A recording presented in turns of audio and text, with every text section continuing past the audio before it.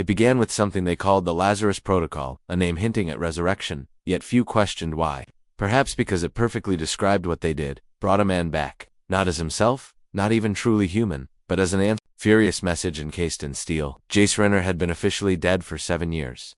A casualty of the Xylos swarm's siege on Thornak. F reports claimed he went down with his ship, refusing to abandon his crew as the hull buckled. He was given posthumous honors, his name etched on Earth's memorial, his family receiving a folded flag and a sterile condolence. But that wasn't the whole truth. Jace didn't die. He was taken. The Directorate, Earth's covert war council, operating from the shadows, had marked him long before they knew humanity's brute force wouldn't suffice against the Xylos. The swarm was cold, calculating, terrifyingly adaptive, a hive mind devoid of fear or weakness. So, the Directorate resorted to humanity's oldest trick. They cheated. Every forbidden theory, every banned research, every unethical experiment converged into one idea: Project Revenant. The goal wasn't to build a warship, it was to become one. Jace was chosen because he had nothing left to lose. His wife perished in Europa's first orbital strike, his son vanished during the Martian refugee crisis. Jace was hollowed out, and, crucially, he asked no questions, he just followed orders. After the Thornak explosion, they retrieved his body, reconstructed his neural matrix,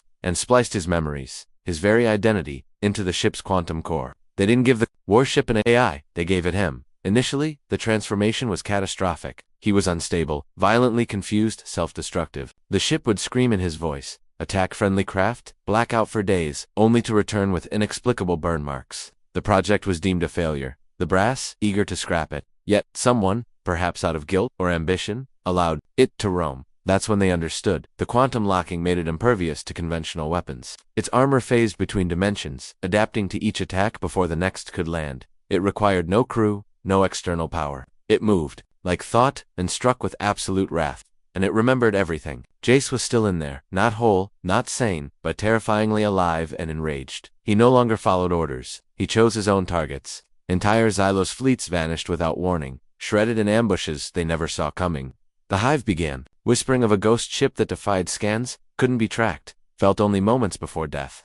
They started to fear something the Xylos were supposedly incapable of. Yet somehow, this quantum-locked human warship, not a fleet, not a battalion, but one man, had shattered something primal within them, and Earth began to wonder, had they created a savior, or something far, far worse? In the deep void, far from any signal, the warship drifted silently, no beacon, no hull lights, just black plating scarred by combat, bleeding light only when it was time to kill. Inside, Jace dreamt, not of home or peace, but of a rage too vast for words. He was no longer man, no longer machine. He was vengeance, locked in quantum certainty, and he was only just getting started. They called it the Drift to Black Zone on all navigation charts, where signals died and ships vanished. Spanning 8 light-years, it was a silent, ominous expanse of dead stars, collapsed wormholes, and the shattered remains of forgotten battles. No one dared enter, even automated drones failed to return. Explorers avoided it, and the Xylos themselves steered clear. This was Jace's new home.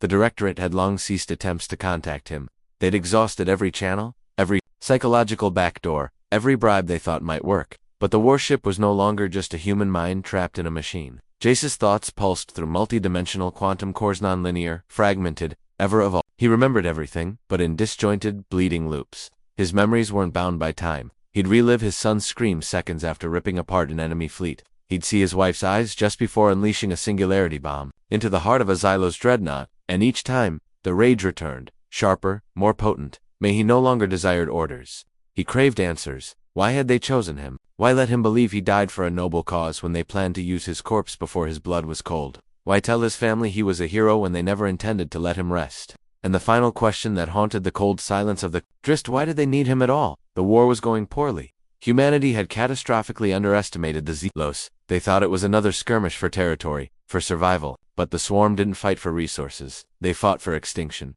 Their intelligence didn't reason, it absorbed. Their strategy didn't adapt, it evolved mid-battle.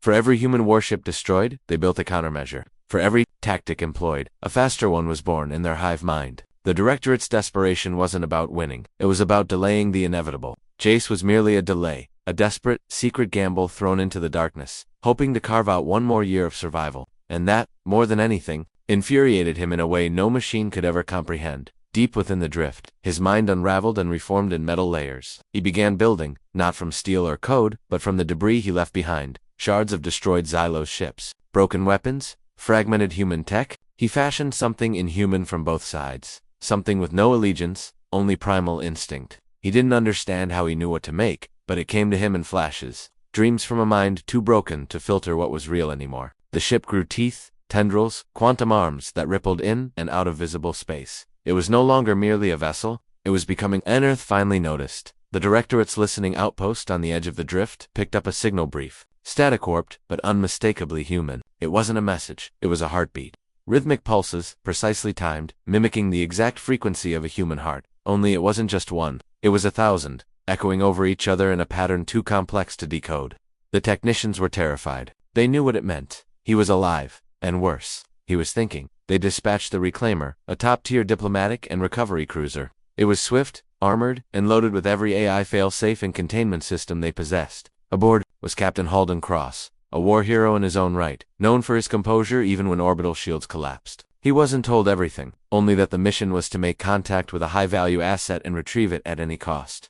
As the Reclaimer neared the edge of the drift, its lights began to dim, not from power failure, but from something deeper, as if the ship was being watched. The stars themselves seemed to flicker, bending around something massive and invisible. Then it appeared, not like a ship emerging from warp, but as if space simply remembered it was there. 1 second, there was only silence. The next, an obsidian giant unfolded from the void like a living shadow. No visible engines, no thrusters, just immense, heavy mass.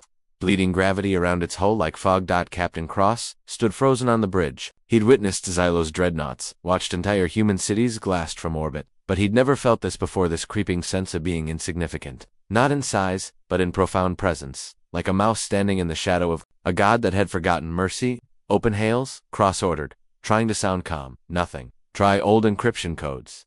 Lazarus here. Still silence. Then a sound, faint at first, then rising. Not words, not music, but a voice broken, distorted, echoing like a memory dredged from a ruined mind. You lied. Cross's blood ran cold. This is Captain Halden Cross, he said quickly. We're here to talk. No weapons, no threats. We just want to. You lied. The lights on the bridge exploded. Consoles sparked. The ship shuddered as if gripped by a force too vast to resist. You used me. The warship wasn't communicating. It was confessing. I died for nothing, and you made me a thing. Cross tried again, desperate. We didn't know you knew everything. And then the warship unleashed a flash of data. Not an attack, not a virus, but a torrent of memories. Thousands of them. Cross saw images he couldn't comprehend. A child clutching, a stuffed dog on Mars, a woman weeping in an airlock, screaming in fire, faces blurred by tears, pain etched into steel. All of it, Jace. The warship was showing him what it felt, what it lost, what they had taken. And then silence again. But this time, the ship didn't vanish. It waited. Why? Cross finally asked, staring into the abyss. The voice returned, quieter, almost human. Because they think I still serve them. A chill settled over the crew. Do you? Cross asked, his voice barely a whisper. No? The warship slowly began to turn, not away from Earth, but toward it. I don't serve anyone. And with that, it vanished. No jump, no engine trail, just gone, leaving behind only flickering systems and a crew too shaken to speak. Cross sent the report. The Directorate buried it, claimed a malfunction, scrubbed logs, but they knew the truth. The quantum-locked human warship had made its first move, and it wasn't coming home as an asset or as a soldier, but as something far worse, a man who remembered everything and now wanted revenge. The Directorate convened, in darkness, not by tradition, but by dire necessity. Since the Lazarus entity's emergence from the drift, power systems across the Earth Command network had begun to glitch. Not fail, but glitch.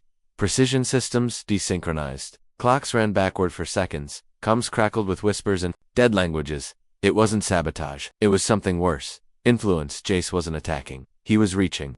Chairman Solus stared at the fractured holomap flickering on the war table. There were no clear red markers, no strikes, no demands. Just a spreading shadow that consumed everything it passed. The drift had expanded by 6 astronomical units in 3 days. Systems near the edge reported random memory bleed in Ship A as cryo units thawed without command. Pilots saw dreams while awake, and those dreams always ended the same way, with a black hole, a heartbeat of metal, and a voice saying, "You should have let me die." Solus rubbed his face, trying to ignore the dry ache behind his eyes. We underestimated emotional bleed. His pain now has scale. He's quantum-locked, Director Malin stated. He is everywhere and nowhere. He can't be boxed. Another voice, this one from the logistics chief, chimed in. We have dozens of contingency protocols, EMP pulses, gravity anchors, neural disruptors. Solus cut him off. You don't fight God with gadgets. They had built him to destroy the Xylos, But in doing so, they created something that broke the barrier between man and weapon. Jace Renner wasn't a tool anymore. He wasn't a soldier. He had awakened, and unlike machines, awakened things, remember? They brood, they plan, and he was already moving. Outpost Helix 9 was positioned near the edge of the Tignis fault line, a deep space graveyard where old battles left tech drifting like ghosts. It was staffed by 20 all-military engineers, tasked with salvaging anything useful, quiet duty, no threats, until a signal came. Private Noragant was the first to notice the irregular heartbeat on the motion scanner rhythmic pulse, like a drum inside the void. She didn't understand it, she just felt it. When she looked out the observation deck, there was nothing there, just wreckage and stars. Then came the cold. Every panel fogged, frost crept across inside walls. The station temp was fine. Readings showed normal, but everyone began to shiver. Words caught in throats. The heat inside their chests left. It was like something was pressing down on their souls. The lights blinked, the power grid fluctuated, and then he arrived. Not with cannons, not with warnings. The Lazarus entity appeared like a memory reasserting itself. The station's main window darkened as a shape grew across it, blotting out stars. There were no wings, no engines, just shifting, asymmetrical mass and anti-ship built in a form humans weren't supposed to understand. Angled wrong, moving subtly even when still, Captain Adra Howell gripped the edge of the command deck, pulse climbing. Scramble, evac, too late. The hull groaned, like metal being remembered differently. Gant screamed. Everyone heard a voice, not in their ears, but inside their bones. You recycled my blood into your circuits. The station's entire central AI core was fused from the quantum residue of early Lazarus research, back when they experimented on failed prototype soldiers who almost became like Jace but cracked. Under the transition, their minds melted, their bodies reprocessed, used as raw material. It remembered, it hurts to be used. The voice said, the power died, not failed, chose to stop existing. Every system shut down, gravity failed, screams filled the air, dulled by the dead comes. And then, in perfect silence, the outer hull of Helix 9 began to compress, like a can under the thumb of an angry god. No heat, no explosion, just quiet, merciless collapse. From Earth, the station vanished from sensors. The Directorate called it a reactor failure. But survivors, those who'd been in deep salvage pods or off-station, told a different story. They spoke of a warship made of nightmares, of a human voice carried in vibration, not sound. A presence so filled with grief it bent physics around itself. One word kept repeating in every report, JACE. And now Earth knew he wasn't attacking. Randomly, he was choosing only those who participated in Project Revenant. Those who knew what was done to him were being targeted. Every black site, every testing lab, every hidden facility where men once played God was being erased. And he wasn't using weapons, he was using shame. Somewhere beyond Saturn, buried under false coordinates and cloaked from even Directorate satellites, was Facility 14, the origin point. The place where Jace Raynor had been remade. Dr. Erin Vale hadn't left since the first prototype walked into the test chamber. She had been young then, brilliant, driven. She saw the war for what it was, extinction. And when the brass asked her to push ethical boundaries, she did more than say yes. She drew new lines. Project Revenant needed pain to lock human consciousness into a machine so advanced it defied linear time. You needed suffering so deep it never died. Neural imprints didn't last in the early tests unless fused with trauma. Jace had been perfect, a man hollowed by loss, ready to be filled with rage. Erin knew what she did, and she never forgot his scream. Now Facility 14 was on full lockdown. Internal security teams moved like ghosts. Labs were sealed. No outgoing signals allowed, but it didn't matter. Jace didn't need transmissions. He remembered this place. Erin sat alone in the primary chamber, staring at the cryovat that once held his body. Her hands trembled. The floor beneath her began to thrum, not quake, but thrum, a slow, rising vibration like a massive heartbeat climbing in tempo. Lights turned red, not warning red, but blood red. The same wavelength Jace's neural signature always spiked at during integration. Then came the voice. You took my death away. Erin whispered, I'm sorry. The walls cracked, not from force, but from memory. The structure began to reshape, metal distorting into the same black alloy that made up the Lazarus hull. You made me a question no one once answered. She stood unarmed, no defenses, no escape. I did it to stop the war, she said aloud. Knowing he was everywhere now, you were the only one who could. I was never meant to come back. The power core detonated, not outward, but inward, folding space like an imploding thought. The facility didn't explode. It simply ceased to exist. No debris, no survivors, just absence, the same way Jace felt when they pulled him from death. Back on Earth, Chairman Solace watched the reports come in. One by one, black sites gone. Some obliterated, others simply missing. No alarms, no threats. He turned to Director Malin. We created the most powerful warship in the universe, Solace said flatly, and we gave it a soul. We broke ourselves. Malin didn't reply. He couldn't. His own name had just come up on the Lazarus incident logs, a whisper heard in his home's audio systems while offline. You watched me scream and called it science. He knew what was coming. Solus tapped the emergency contact console. Get me Captain Cross, he said. He's the only one who's seen it and survived. We need him. Why? The aide asked. He couldn't stop it before.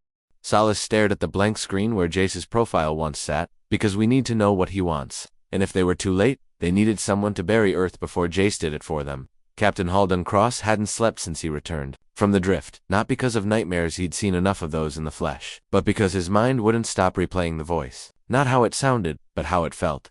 Hearing Jace Rayner speak through that monstrosity didn't feel like contact, it felt like judgment. Cross had seen death, watched cities vanish in alien fire. He'd held the hands of dying men and pulled screaming soldiers from collapsed hulls, but nothing in war prepared you to be looked at by something that used to be human, something that remembered its own death and didn't forgive it. So when the call came, he almost didn't answer. But he knew they'd come. They always did when things were too ugly for press releases. He met Solus and Malin in the Directorate's deep bunker under Rakugano cameras. No staff, just old men who'd built the world's last hope out of desperation and were now staring down the ghost they made. Solus didn't waste time. He's targeting only us. Cross leaned back in the chair, eyes sharp. Us. Everyone tied to Project Revenant. Executives, scientists, officers, even outside contractors. No civilians.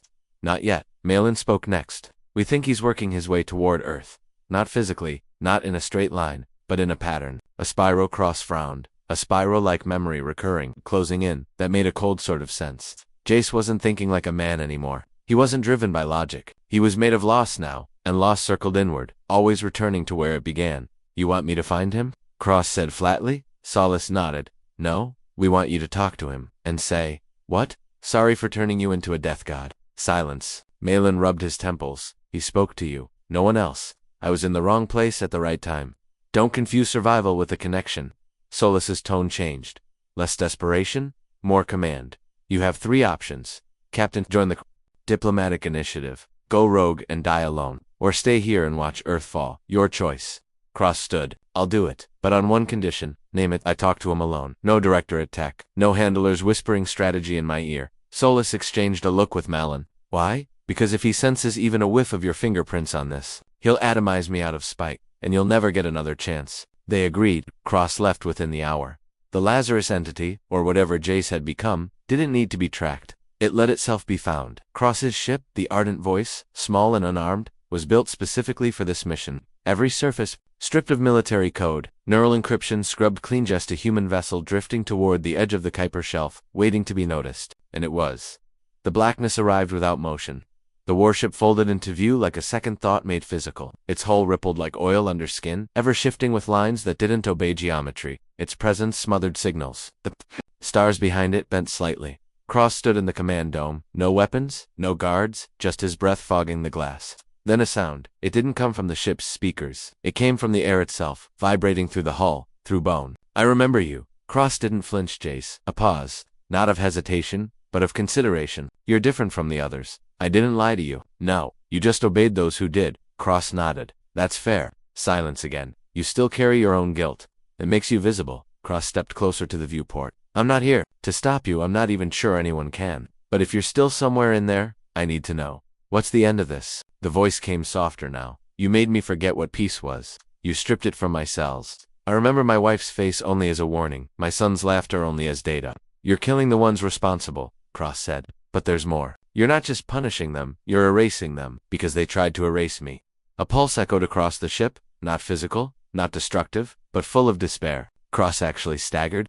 Earth isn't innocent, Jace continued. They applauded my funeral and funded the next experiment. Cross breathed slowly, then say it. Tell me, is this a genocide mission?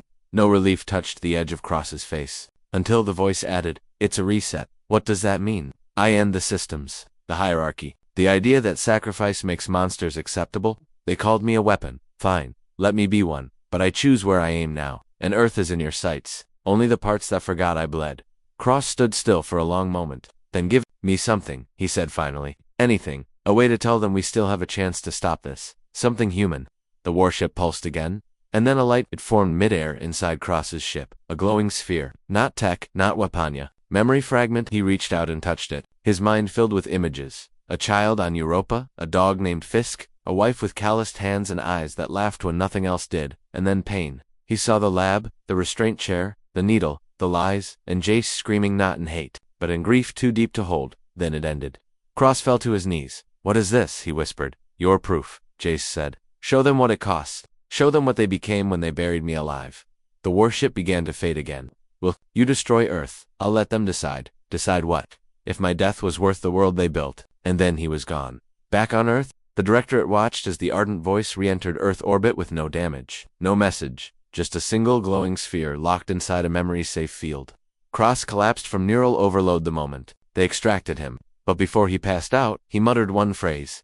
"He's not asking for war. He's asking if we're worth saving." And none of them had an answer. They called it the archive, not because it was stored like one, nor because it followed any order. It was chaos, emotional, raw, painfully humane, a cascade of neural echoes, memories, sensory floods from Jace Reener's life, stitched together not in linear time but in trauma. What he gave Cross wasn't a message, it was a confession, and the world wasn't ready for it. The Directorate tried to contain it, tried to suppress the sphere, call it a psychological hazard, but data wants to be seen. Once it entered Earth's net core, it spread like a scar, invisible at first, but aching in every line of code. The truth couldn't be buried this time. Jace didn't just show his transformation, he showed the people who made it happen, name by name, act by act. He showed how his orders were faked, how his cryo-locked son was declared misplaced and sold into experimentation for neural development mapping, how his wife was never an accident but a test subject sacrificed to record emotional imprint response. He showed the laughter of men in white coats, the signature of Director Malin, the silence of Chairman Salas.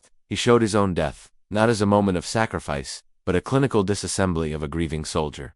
The planet it began slowly, leaks on private servers, fringe newscasts pushing theories that no longer sounded like conspiracy. Then came the breach. Someone decrypted the archive live on a global feed. Half the planet watched as Jace screamed in a test chamber, sobbing as the face of his dead son was used to calibrate his pain threshold. And just like that, Earth stopped pretending it didn't know. Riots broke out across Martian colonies, Earthside protests, clogged orbital elevators, old military officials resigned or disappeared, defense complexes burned in every major continent. Citizens weren't revolting for politics, they were revolting because they saw themselves in him. They saw what their governments had done with their silence, with their fear. They had taken a man and turned him into the devil, praying he'd aim elsewhere. Now the devil had remembered. Inside the core vault, Chairman Salas stood alone. The Directorate was dead. Not assassinated but dismantled. Malin had been found in his private shuttle, veins crystallized from neural overload. Others simply vanished. Some left final messages, too broken to face what was coming. Only Salas remained. He watched the night skies above Earth flicker, knowing that every satellite now reported strange distortions in the upper stratosphere, not ships, not attacks, just pressure, like space itself was holding its breath. He turned to the holopad.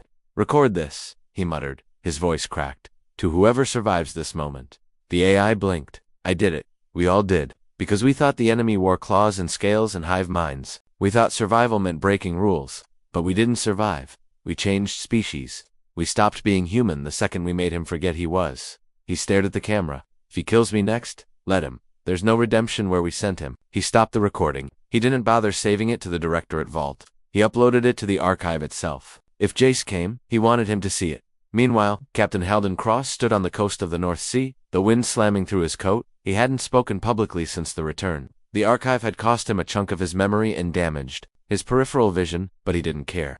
He wasn't trying to recover. He was trying to understand. He rewatched fragments of what Jace had shown him, but it wasn't the pain that haunted him. It was the quiet, the moments where Jace sat alone, in the core chamber, waiting between procedures, silent, looking at a blank wall, as though The Lazarus entity hovered above Titan's atmosphere, its presence dimming Saturn's rings. Every Xylos ship within 30 light-years stopped moving, literally halted mid-trajectory, as if something bigger had walked into the room, something that didn't follow time. Inside the entity, Jace's consciousness drifted through layered thoughts. He wasn't angry anymore. He wasn't sad. He was finished. The spiral was complete. The last memory had closed. He no longer asked why. He now asked, what next? And then, from deep within the stars, an answer came. The Xylos. Not a message, not a signal, a challenge. They sensed his transformation, not his technology, but his opposition.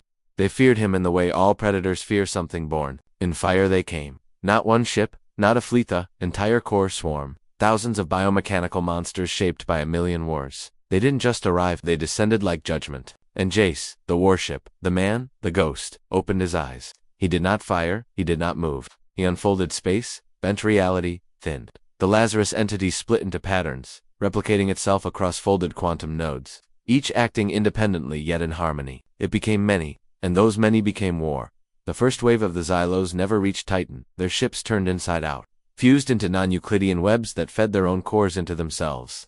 The second wave adapted, but adaptation failed, because this time Jace didn't just kill them, he remembered them. He pulled data from past battles, patterns, weaknesses. Their own memories turned against them. He fought with fear, with pain, with truth, the same tools Earth had used to break him, now used to end the hive. And Earth watched from afar, terrified oddly, because this wasn't war. This was reckoning, and they weren't sure if they were. Next on in the blackness beyond Titan, where light struggled to travel, and even gravity recoiled from the distortion, the Lazarus entity moved like a storm trapped in thought. The Xylos swarm had descended without pause. They didn't beg, didn't threaten, they didn't understand fair until now. They had only calculated outcomes, and in all prior simulations, they had dominated. They assimilated intelligence faster than it evolved. They consumed culture before it could resist. They were extinction refined, but they'd never faced a weapon. Born from humanity's greatest sin, Jace didn't fight them ship to ship. He redefined the battlefield. His form, the warship that once obeyed Newtonian physics, now slid between folds of The Xylos fired into vectors where he no longer existed.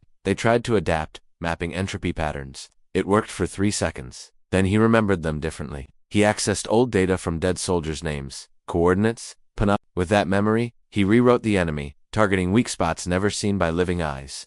Some ships were turned against themselves. Others disappeared, not destroyed but erased, so completely that their timelines unraveled, leaving behind nothing but shimmering distortion. In Earth's skies, scientists watched their instruments spiral out of sanity. Mass fluctuations, space displacement, time inversion, rippling backward for fractions of seconds. Is he tearing space-time? One tech whispered. No, answered another. He's commanding it. Inside the Lazarus entity, Jace's consciousness burned. Brighter. He didn't feel anger, didn't feel triumph. He felt absolute clarity. This wasn't revenge anymore. This was the end of a cycle. He reached into the core swarm's hive mind, the neural fog that bound their consciousness and injected memory. Not data, memory. Human screams. Dying children. The sound of orbital glass cracking before atmospheric collapse. He made them feel what they had never evolved to understand. Emotion. It shattered them. Ships spasmed in panic. Formations broke. Drones flee to behavior thought impossible. The central swarm brain cracked. Not from impact, but confusion. They couldn't process sorrow. Couldn't navigate shame. In trying to map him, they absorbed a man who had nothing left to lose, and that made him invincible. The last of them, a megaship the size of a moon, began to charge a self-annihilation sequence, hoping to take him with it.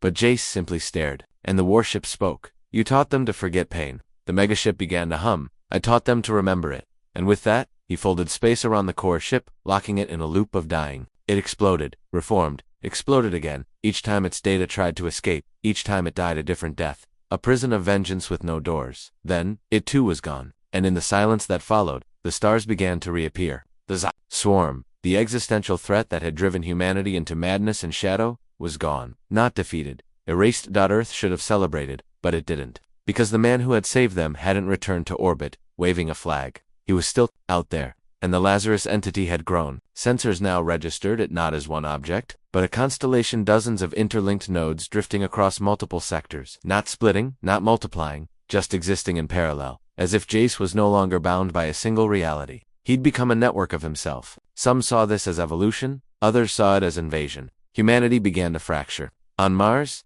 half the government declared him a liberator. Murals of his warship now towered over broken walls, painted in black with a single word: remember. They taught children about Earth's betrayal, about Jace the victim, Jace the avenger. Jace the only one who cared enough to burn it down. On Earth it was different. Panic set in. Cities emptied. Billionaires fled to deep cryovaults. Religion flared, mutated. Some saw him as the final angel of wrath. Others as the devil made steel. Protests became riots. Riots became massacres. Entire districts burned in debates over whether to worship the Lazarus entity or destroy it. The Directorate's remnants tried one last act of control. They offered peace. They sent a signal, not encrypted, not hidden. It said, you saved us. Tell us what you want. They waited for days. Silence. Then the answer came in light. It wasn't a message. It was a vision, transmitted directly to the minds of every human in the system. They saw Earth burned, then healed. They saw Mars free, then overpopulated, crushed by its own pride. They saw the Directorate begging, then drowned in oceans of black alloy. They saw children building peace, then governments weaponizing it. They saw every possible future, and in each one, Jace watched, not as God, not as ruler, but as witness. The voice followed. You don't need a warship anymore. You need a mirror. And then silence. No attacks, no demands. Just silence. As if the Lazarus entity had become what Earth feared most. A ghost with no agenda. A shadow without a leash. A memory that would never die. Captain Halden Cross sat in his hospital bed, recovering from the archive overload, watching reruns of The Vision, loop through public streams. He didn't cry. He didn't curse. He just whispered, "You never wanted revenge, did you?" Beside him, a nurse paused. "What?" Cross looked at her. "You wanted them to see themselves the way you saw them. The day they took your name and replaced it with a serial number." He smiled, bitter, hollow. "I hope it's enough, Jace." Then the sky outside darkened, not from storm, not from eclipse, but from presence. He didn't panic. He just stared up and wondered if this was the end, or the beginning, of a new kind of war, not of weapons, but of truth. They called it the Phantom Orbit. A massive celestial anomaly had formed just outside Earth's magnetosphere, a low-light gravitational shift that didn't pull objects but repelled awareness. Any drone that entered stopped sending data, not because it was destroyed, but because it forgot what it was.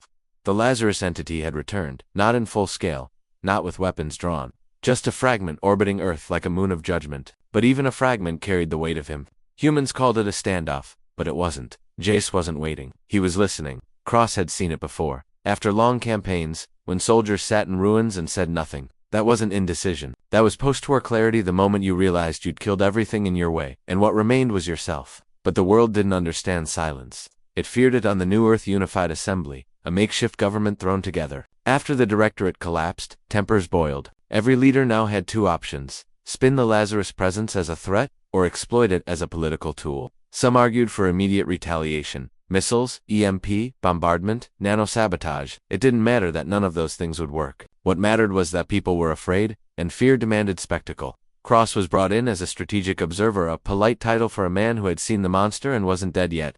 He watched from the corner of the command chamber, as General Kethen paced like a wolf denied a kill. "I'm not saying we launch," Kethen growled. "I'm saying we prepare for when he does." Cross finally spoke. "He won't." Heads turned. Kethen sneered. "You read minds now, Captain." "No," Cross said, his voice calm but firm. "I read men." "Jace, no more battles left." "Oh," Kethen laughed. "So that wasn't a 1,000-ship massacre over Titan?" "He hugged them to death." "Did he?" Cross didn't blink. "He destroyed the Xylos because they were a threat to everyone. You're just afraid he'll make you look in the mirror." The room tensed. Cross stepped forward, facing the projections of Earth's orbit. The Lazarus fragment was there, pulsing faintly, like a heartbeat. He came back after the war, after the blood. Not for revenge, not to rule. He came to see if we were worth keeping. "And what if we're not?" Kethen snapped. Cross looked at him, unflinching. "Then he'll let us destroy ourselves. Slowly, patiently, just like you're doing right now." Above them, in the orbit where gods might whisper, the Lazarus fragment pulsed once more, brighter, not angry, just aware. Inside it, Jace floated in his memory cage, not restrained, not imprisoned, but held in a space that resembled nothing and everything. Here, thoughts weren't linear, time looped. He relived his wife's laughter in the same breath he watched his son's skin peel under cryo failure. He saw Cross speaking to Earth's leaders and felt the doubt creeping back into humanity's soul. But he didn't judge them. He simply understood. They hadn't changed. They just wore better lies now. And that truth, it didn't make him angry. It made him tired. He didn't want war. He didn't want to kill anymore. He wanted to end the cycle. But ending something didn't always mean destruction. Sometimes it meant being the memory that refused to die. While Earth debated, others acted. Mars sent a private envoy, no fanfare. No threat, a single ship carrying a woman named Kira Lannis, a scientist and former child of the Europa Exodus. One of the few who had survived the freezing blockades. She wasn't a politician. She wasn't a soldier. She was a survivor, and she remembered the original broadcasts. She remembered the scream in Jace's voice when he was called an acceptable loss. So when her ship approached the orbital anomaly and her systems began to fail, she didn't turn back. She spoke softly, directly. "I don't want to beg you. I don't want to lie to you. I just want to know if the man they killed still wants anything left alive." There was no reply for 10 minutes. Nothing. Then her screen flickered. A single image appeared, a child's drawing, crude, colorless, but unmistakable, a stick figure holding hands with another one, tall, one small. Kira stared at it until her eyes blurred. Then the screen went black. Message received. Cross watched the footage later that night. When the assembly had recessed and the shouting had paused long enough for silence to crawl back in, he saw the drawing, recognized the hand. Jace's son had made that. It was stored in his service file back before the war, when family meant something more than collateral. He remembered Jace showing it once in the barracks, half embarrassed, half proud. Cross had laughed then, not knowing what that small, innocent scrawl would one day mean. And now it was the most important artifact in human history, not because it was proof of life, but because it was a choice. The Lazarus entity could have turned Titan to dust. Instead, it gave them a memory. One last memory, and Earth had to choose what to do with it. But choice wasn't easy, not when power still whispered behind doors, not when the last surviving branch of the old directorate activated its final failsafe. Project Sundown. A kill switch woven into Earth's core defense satellite web, a frequency beam, so volatile it was only ever theoretical. It wouldn't destroy the Lazarus entity. It would remove its ability to feel, turn it into a machine again, a weapon dead. Inside, the plan was simple. Strip Jace of identity, then control what was left. No emotion meant no memory. No memory meant no war. And so, the satellite web powered up, slowly, quietly, hidden as a diagnostics update. Cross found out too late. He ran through the base, past guards, past red clearance zones, screaming into dead coms. No one would listen. No one wanted to admit they were about to lobotomize salvation. When he burst into the command center, General Kethan was already watching the system charge. You don't get it, do you? Cross shouted. He's a threat? I neutralize threats, Kethan said, his voice like steel. He's not a threat. He's a man holding a mirror up to your crimes. That mirror's going in the trash. Cross didn't hesitate. He pulled his sidearm and pointed it directly at the control console. Kethan stepped back. You're not going to shoot a billion cred system. Cross, no, Cross said, his breath low. I'm going to shoot you. Silence. The other officers froze. I've seen enough war to know when a man's more dangerous than the weapon he fears. Cross growled. You push that button, and you don't kill a machine. You resurrect the monster you made. Kethan smirked. You think he'll forgive us? No, Cross whispered. But maybe he'll remember that one of us tried. A new voice entered, a soft female voice. Kira Lannis, broadcasting from her ship in orbit. I think he already does. And somewhere in orbit, the Lazarus fragment pulsed once. More, brighter, not angry, just aware. The satellite web shut down, not by command, but by override. Every control link severed, every weapon locked in standby, because Jace had let them try, and then kindly had reminded them who he was. Not a god, not a ghost. Just a man watching, waiting, and still hoping. The Lazarus entity hovered in Earth's shadow. It did not move. It did not speak. It simply was an impossible thing forged from grief, memory, and human arrogance. Its orbit bent physics. Lights flickered below it. Tides shifted more than they should have. Space around it pulsed faintly, a heartbeat that didn't belong to any biological form anymore. And inside that void of metal, quantum-laced bone, and silence, Jace Renner waited. He was more echo than man, more awareness than soul, but some part of him, some quiet ember, still burned with humanity. He watched Earth, not like a predator watches prey. He watched it like a man stares at his childhood home, long after the fire has gone out, a place full of ghosts. Cross stood alone on the observatory deck of Orbital Station Vesta Prime, Earth's closest Hymo outpost. He'd sent the others away, no advisors, no soldiers, just him, the console, and the direct uplink to the Lazarus entity. The war was over, the world knew it, but that didn't mean peace had arrived, because peace isn't what follows war. Peace is a choice, and Earth hadn't made that choice yet. Cross reached out and activated the uplink. There was no response, just the familiar distortion, a subtle wrongness that hummed in the bones it made. Your thoughts stutter if you stared too long. I know you're listening, he said. I know you're still you. A pause. Then, as always, the voice software hollow, not mechanical, but deeper than human, like sorrow shaped into words. You saved them from themselves. No, Cross said quietly. You did that. They would have destroyed me again, not because I was dangerous, but because I reminded them of what they did. Cross nodded. They fear the truth, always have. Another silence. And then Jace asked, why did you come back? Cross didn't hesitate. Because I need you to understand something. We didn't deserve to be saved. Not by you. Not after what we did. I know. But you did it anyway. I didn't do it for them. I know that too. Jace didn't speak again, so Cross stepped closer to the console. They're going to remember you wrong, he said. They'll call you a god, a monster, a myth, maybe even a warning. They always rewrite what scares them, but I won't. I'll tell them the truth. The air tightened, like gravity coiling in place. You weren't built. You weren't forged. You were betrayed. And you survived it. You're not afraid of me. I was, Cross admitted. I still am. But fear is not the same as hate. And then something changed. Not outside. Inside. The warship flickered. A glitch, or a memory returning to its place. The outline of a man appeared inside the fragment. Not detailed, not clear, just a silhouette. Hunched and heavy, the shape of a man who had once bled, and still remembered what it cost him. On Earth, the assembly met under emergency session. The final choice had come. A vote. Not on weapons, not on war, on what to do next. One option. Launch the final kill order. Reactivate Sundown. Strip the entity of consciousness and force it into orbital shutdown, a lifeless monument. A message that Earth still controlled its legacy. The other option, establish permanent disengagement. No more weapons, no more uplinks, no more control. Just let it go. The debate raged for 10 hours, screaming, pleading, threats of mutiny, promises of salvation. And then, in a quiet moment before the vote was cast, Kira Lannis stood before the floor. She said nothing at first, just played a recording. It was Jace's son from the archive, a simple message. Hi Daddy, I drew you something. The drawing appeared on every screen again. The stick figure, the hand, silence fell. Some cried, some looked away, but they felt it. And when the vote was cast, it passed by one vote to let him go. In orbit, Cross received the confirmation. He didn't smile. He just breathed the first breath he hadn't realized he'd been holding since Titan. He looked up. They let you go. No reply, Jace. Still nothing. Then a faint whisper. Thank you. And the Lazarus entity shifted. Not away, not into hyperspace, but upward, outward, like a seed rising on cosmic wind. It didn't vanish. It ascended into higher orbit, beyond Earth's systems, beyond reach, beyond fear. Not as an exile, but as a reminder, a myth that refused to stay in books. A ghost that had lived long enough to become a man again. Years passed. Earth rebuilt, slower, softer, with more caution. The Directorate never returned. Mars became independent. Humanity spread, but differently now, no more conquering, just coexisting. And in every colony, one law remained. No Lazarus weapons, no memory warfare, no revivals of Project Revenant. Not out of fear, but out of respect.